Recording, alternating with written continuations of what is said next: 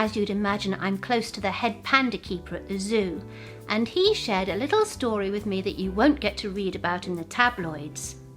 But before I tell you about it, please click the like button, subscribe, and get notified of my new shows every Trudy Tuesday.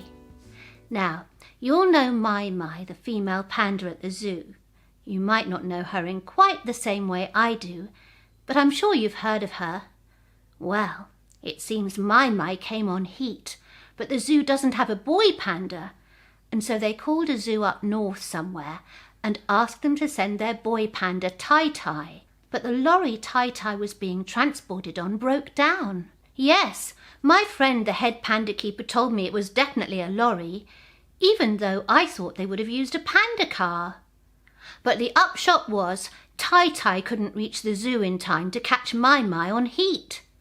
When the head panda keeper got the call to let him know, needless to say, he was crestfallen. He asked his young teenage intern Jonah, "How can we let poor Mai down?" Then, after a moment, he said to Jonah, "I don't suppose you would, say for a couple of £100. Jonah thought for a good long minute and eventually replied, "I might be up for that, but there are 2 conditions. 1, this has to stay entirely between us. No one else can ever know."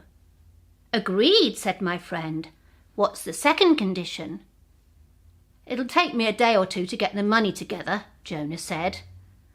With an intellect like that, you can understand why he was fired as the intern looking after the anteater. You see, he wouldn't clean its cage because he thought it was too much like aardvark.